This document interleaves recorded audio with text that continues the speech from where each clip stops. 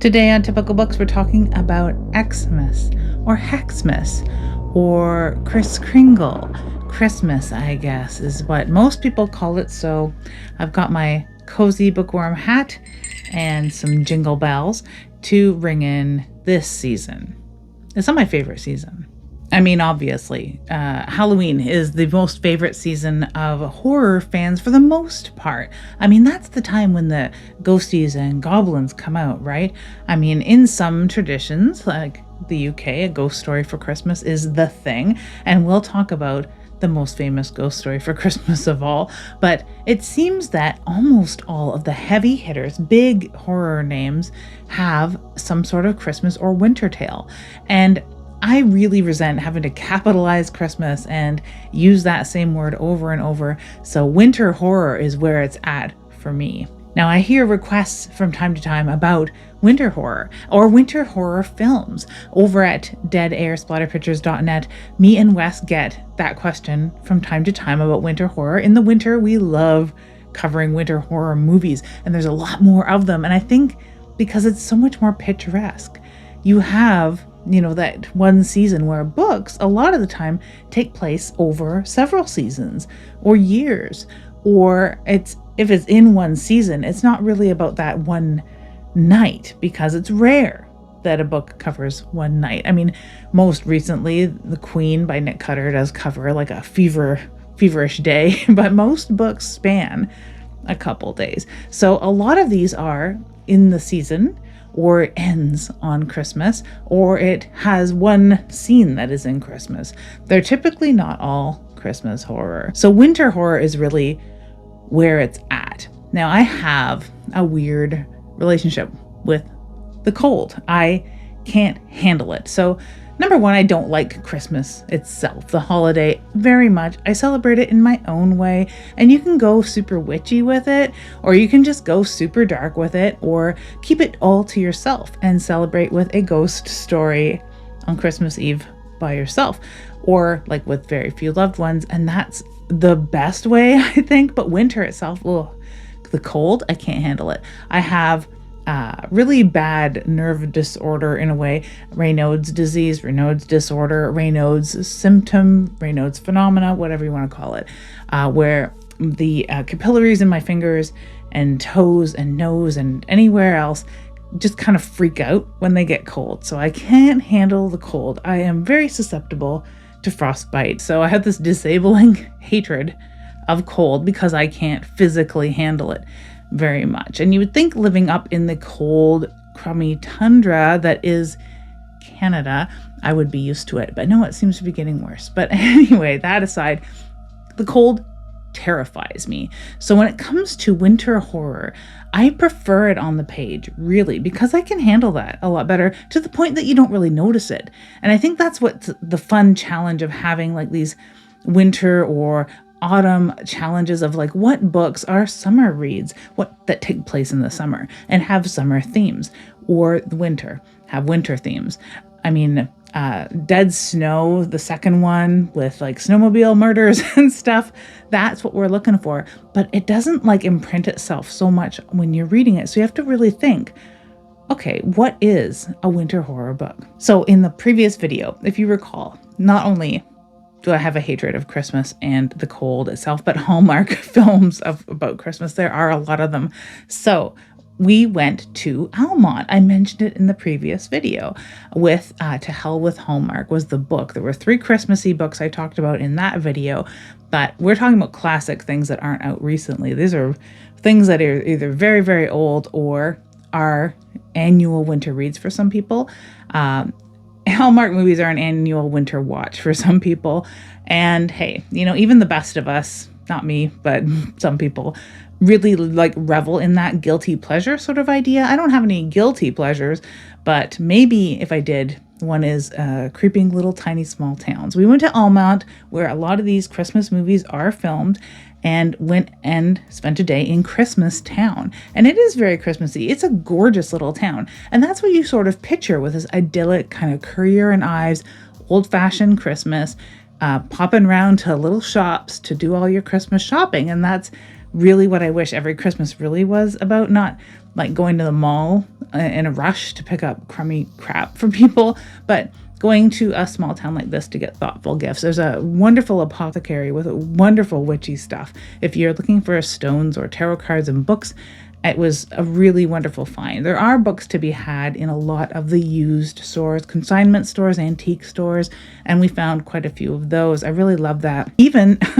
at a questionably low height for children to find some 1940s BDSM zines, which was really cool. I want to kind of go back and scoop those up. But yeah, really cool shops, really cool cafes, lots of eateries, a gorgeous town. And you can see, and we kept talking about how it's obvious that people would film Christmas movies here because it just looks Christmassy. And even though it wasn't snowing, there was somehow snowflakes just fluttering down everywhere we went. It was very neat. And they have it decorated because they had their Christmas lighting of all the nice decorations and the trees and stuff. There's Christmas trees here and there. You could see people driving by with Christmas trees in the back of their pickup trucks. And it was very much like you're in a Hallmark movie, just being on the streets, alive in present day. It was really interesting. Like I said, wonderful cafes, eateries, just a gorgeous, gorgeous place to be. In amongst all of these gorgeous old buildings, there's one off the beaten path where they filmed a non-Christmas film. Of all films to be filmed in the Christmas city, Almont, they filmed the follow-up to the seminal Canadian horror movie Black Christmas called It's Me, Billy. And there's part 1 and part 2. They're shorter films, about 40 minutes each. And we've watched the first one. It's actually pretty interesting. But you would never know that it's filmed in Almont. But it's nice to know that it's filmed in Almont. The follow-up to one of the greatest horror Christmas movies ever. Aside from the Christmassy stuff, there is a wonderful waterfall, so it's just picturesque. Really old Victorian buildings, some old colonial buildings, old bed and breakfasts. The town hall, the old town hall, is a wonderful centerpiece to all of this. And of course, the antique stores reflect a lot of the old-timey history of Northern Ontario, Southern Ontario, and that cusp in between where the Mississippi River, not to be confused with the US Mississippi River, but the Canadian Mississippi River, winds its way through town. So a lot of really cool stuff to be had. So that's the way I would prefer celebrating Christmas and winter, aside from curling up with a book. So enough preamble. Here are some amazing horror books, starting with Stephen King's The Shining. You would think I would start with the most Christmassy of Christmas books, but no, I will start with the big guns, something that I have read over and over and often read in winter. I won't be reading it this year, but we'll get to what I'm reading. I have this really wonderful Subterranean Press edition. It's illustrated and signed of Stephen King's The Shining. It may not be the most Christmassy thing, but it is the most scary winter horror, I'd say, because just the winter itself and the cold and the snow becomes a character. It's really shiny, so it's hard to show off that cover. Now, of course, these have film counterparts, some of these, some not so much. We'll get to Black Christmas, which there is a book that is not related to the film, but The Shining, quite famously, people talk about how Stephen King didn't appreciate Kubrick's treatment of The Shining, but it is something I like to watch every winter for sure. Alongside that, and The Thing, which also has a book counterpart, but it was written so many years before The Thing came out that they really are separate, very different things, no pun intended. But yeah, The Shining is number one winter horror. That is the bar you have to meet if you really want to terrify somebody with the cold and freezing. Black Christmas by Thomas Altman, not to be confused with the film of the same name. Now, this is a Canadian horror classic when you're talking about the film. I don't know where Thomas Altman's from, but I'm going to be reading this over Christmas, so maybe I'll research a little bit more about Thomas Altman. Very cool cover. I can see why people think that it is a novelization or the book that the movie was based on, because it looks like it should be, right? So yeah, I'll be reading this over Christmas. Really wonderful. One of the few horror books with Christmas in the title. So I can't speak much to Black Christmas about how it deals with the snow and the cold and the whole winter theme like The Shining does. I'll get to that someday when I review it, because I will after Christmas. But Snow by Ronald Malfi. It was on special lately too. I talked about it on my blog just the other day. I've read it a couple years ago and absolutely loved the way he treated snow in winter. So it does have a Christmas theme because everyone's trying to get home for Christmas. And this freak storm brings a lot more than just delays on the road. It is terrifying. It is a winter survivor story. It is action packed, but just a creeping, dreadful story too. So if you're afraid of the cold or just any sort of apocalyptic situation, then definitely pick up Ronald Malfi's The Snow, or just Snow. I think it's just Snow. But yeah, Ronald Malfi's been having a real heyday, I find, lately with small town horror and books preceding and after that. People have been really picking up Ronald Malfi, which is wonderful to see. So yeah, Snow should be on that list this winter. The fourth book also treats Christmas in the story, but has a wintry theme. Some people will say it's not very Christmassy because it is very warped in that way, because Christmas Land in Nosferatu by Joe Hill is not very Christmassy at all. But there is a lot of like Santa, snowman, candy canes, snow, and that sort of like theme. So you have like that Christmas nausea if you really go for that. So I have read that 1.5 times because I flipped through it while I was watching the miniseries. So another with a film adaptation as well. So if you enjoy Joe Hill and Stephen King, you could read those two big books back to back, and that would be your December, I think. So yeah, I really recommend Nosferatu for its Christmassy, wintry feels, and just generally because it is a very creepy story. If you're looking for a vampire tale, though, that's not really the one. You might enjoy The Vampire in Christmas City. Now, Nosferatu is kind of a trick because I thought it was a vampire story, like probably a lot of other people, and it's not. But if you're looking for vampire, Larry Deber does a series of Christmas City vampire. There is also a werewolf in Christmas City, but the Christmas City vampire book is probably what you're looking for, and that's a lesser known one. So when I say a lot of heavy hitters and big horror names and all the most famous writers come out to play in the snow for Christmas, also small authors do too. So of course, if you're reading some really cool indie Christmas horror like the ones I talked about in the previous video, let me know in the comments below, and we'll pepper in a few more smaller books there, and maybe booktube famous books too. If you really like Christmassy, old-time Christmas, little towns like Almont, Ontario, where we went for the Hallmark feel, you might enjoy, of course, Charles Dickens' A Christmas Carol. That is the most famous ghost story for Christmas, isn't it? So I've read it a couple times. I've seen different adaptations of it in film. I've seen cartoons of it, the Scrooge McDuck version. I love this story, and I have a copy of it up here. I have it in 2 different forms, but yeah, really love those old woodcut versions with the pictures that I grew up with looking. It's almost like reads like a nursery rhyme in a certain way, but it is a gorgeous and haunting tale to read for Christmas. On the entire other side of the coin, you have The Human Centipede by Adam Millard. I didn't enjoy The Human Centipede. I thought that it would be a little more serious and dreadful, like its namesake, The Human Centipede, a film that I really love. I wouldn't watch that for Christmas necessarily, but if you like bizarro stuff and you want elves doing all sorts of unelfin things, then The Human Centipede may be for you. But if you want like sort of a whimsical feel like that, but nothing bizarre or too adult, you could go for The Thief of Always by Clive Barker. It's not succinctly Christmas. Christmas is mentioned. It's the holiday house after all, and every day is Christmas in a way. But it is a dark children's tale by Clive Barker. He dabbles with Christmas and winter and seasons here and there within stories. I think there is a short story that is a Christmas story by Clive Barker. Let me know in the comments if you've read Clive Barker's Christmas short story. I never have. The Thief of Always, like I said, whimsical, fantastical. If you've not read it or skipped it because you thought it was only for kids, it's really not. It's a perfect Clive Barker story to be reading or to gift to other people who are getting into Clive Barker. When I had mentioned Christmas horror in the previous video. A viewer had chimed in with Ghost Story by Peter Straub, and that is another huge name in horror.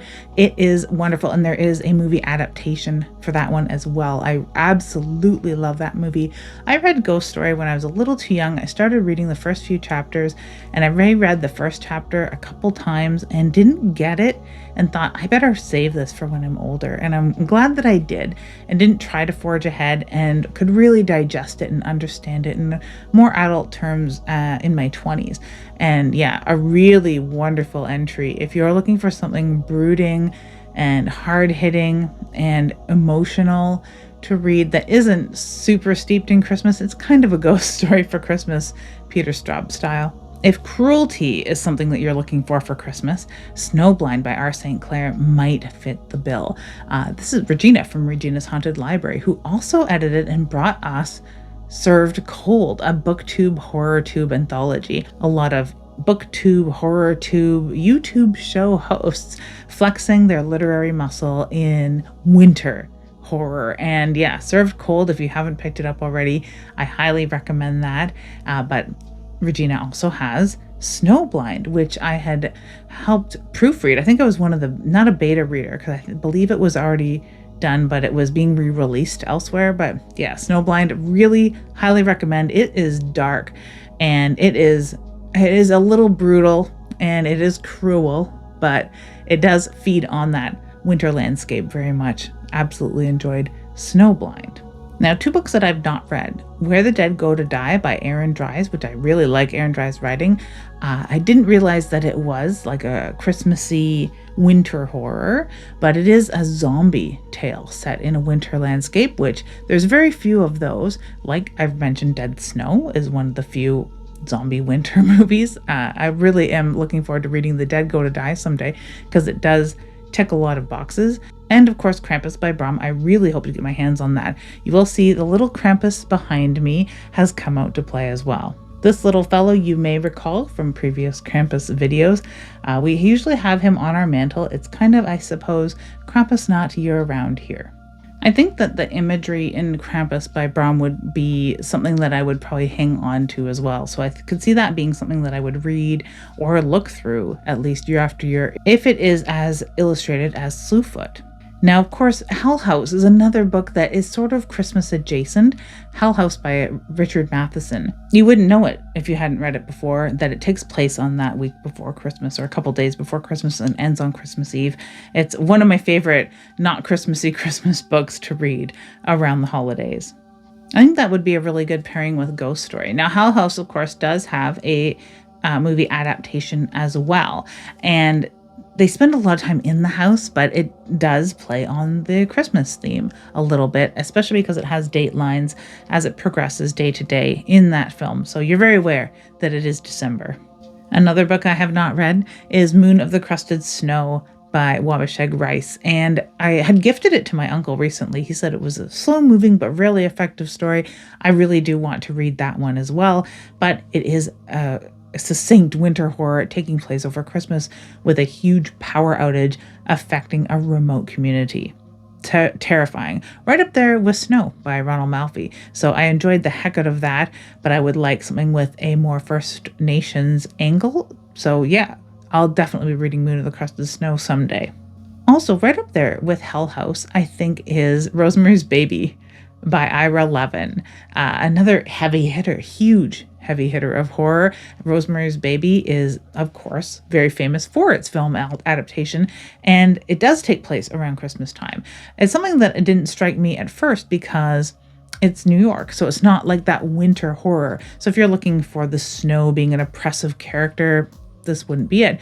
But it is that bastardization of Christmas, exactly, where the son of Satan is being born. So I think that if you're looking for just Christmas adjacent, like Hell House, Rosemary's Baby may as well be in there as well. Another that fits in that theme, I think, is Let Me In by John A. Lindquist, because it is winter horror, very obviously. It has a gorgeous movie adaptation, if you're interested. The original film, that is. The remake is great as well. I like them both, but I prefer the original one. very much so. It just has more of a slow, cold feel that goes along with winter. And those are all sort of like Christmas and winter adjacent films that aren't about the cold or the snow, but have a very distinct and hard-hitting horror element. Really prime horror books, all of them, really. But yeah, if you're looking for something that isn't Christmassy really at all, those three might fit. Another I've not read, A Winter Haunting by Dan Simmons. Dan Simmons, oh man, an amazing horror author. If you've not read Dan Simmons, you've missed a treat.